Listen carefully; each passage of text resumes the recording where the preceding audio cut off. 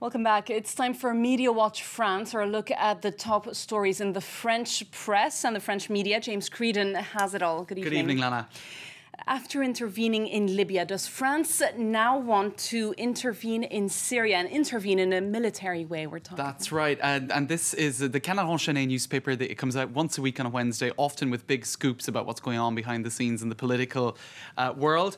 And they say that French special agents currently located in Lebanon and in Turkey might be preparing the first contingents in a new free Syrian army. Now, what they mean by this is trying to find deserters from the current Bashar al-Assad controlled Syrian army to people these first contingents of a new post-Assad era army. So it's a pretty extraordinary claim in many senses. And in terms of the details, the French Secret Service agents working for the so-called DGSE, it's sort of the French MI6, and also military special operations agents are already in Syria, or in Turkey rather, which of course borders Syria. And indeed, for the last 2 months, it seems that they might have been working alongside deserters. And there's one famous deserter from the Syrian army by the name of Riyad al-Assad. He was a colonel in the former army. So the suggestion is that they might have made... He is leading the Free Syrian Army right now. He says he's got more than 10,000 men, as it were, but this is, of course, impossible to verify. Indeed. And what this article seems to be pointing towards, in any case, is MI6 and French Secret Service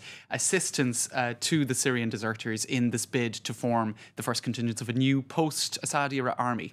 So concretely, they would be training them. It would be interesting to see if that story is taken up by other media now. Indeed. And I suppose they're quick to point out as well in this article that this isn't exactly Libya Mark II, that it wouldn't be the same sort of assistance being provided to insurgents or dissidents in Syria as in Libya. So they're saying, look, not quite the same thing. Speaking of Syria, one French photojournalist has managed to send out some very impressive pictures. That's right, and we'll take a look at them. That's quite a feat. That's right, and because very few pictures are coming out of Syria, we're getting a very not much of an idea of what's actually going on the ground. So if we have a look on this website of Le Monde has picked up on them, and his name is Mani. I suppose it's an alias, and he explains the way in which it was very difficult, in fact, to get these photos and to get them sent out. He used a number of aliases. While he was in Syria, he covered his face with a keffiyeh headscarf so as not to be identified. And just to speak about what we're actually looking at here, these are pictures of it taken in the city of Homs on the 27th of October. They show dissidents from the Free Syrian Army that we were just talking about, many of whom are now located in Turkey across the border. And this is in Homs. You can see also here a photo of a funeral that took place in the city of Homs. I think we have photos of that there.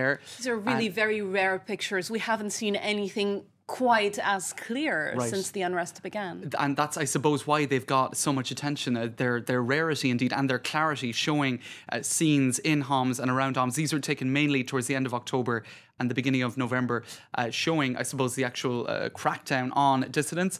Some other photos. This one was taken outside a mosque in Homs on the 9th of November. A body just left there. Quite a shocking picture, it has to be said.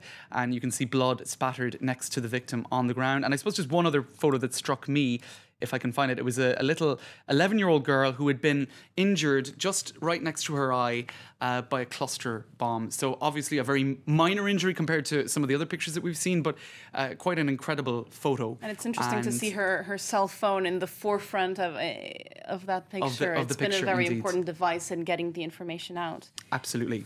We're staying with Le Monde, and on French news, they're leading with a question: do the French dislike their own young? It's a bizarre question, right? And it's on the front page of Le Monde today. Do we dislike, or do the French people dislike their own young people? I mean, you would say, how is that even possible? But what they're pointing to is an intergenerational, I suppose, a lack of understanding, really, between the generations. And they're basing this on a poll conducted by the Ipsos polling company.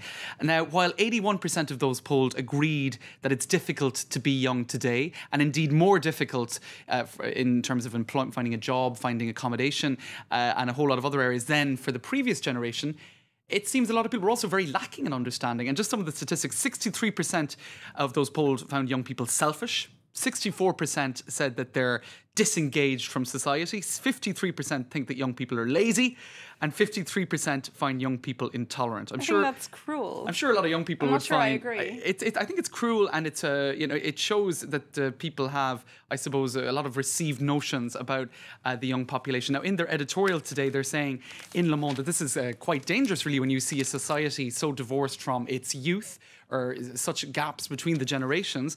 They're pointing out that this could be a very big issue in the presidential election. And indeed, it's interesting to note that Le Monde led on this issue of youth just one day ahead of François Hollande's big keynote speech on youth issues in Bordeaux. So one might say, are they cheering for François Hollande if they're making such a big issue of youth questions just one day ahead of his keynote speech on that issue? I think perhaps. But they point out in the editorial that... Not quite an endorsement. But not quite an endorsement, but I suppose they're pointing to an issue that he's going to be dealing with tomorrow and which could be coming up extensively in the presidential election. Well, thanks very much for that, James Creedon. That was Media Watch France. Do stay with us. It's now time to take a look at what is being clicked to, liked on the internet in tonight's web news.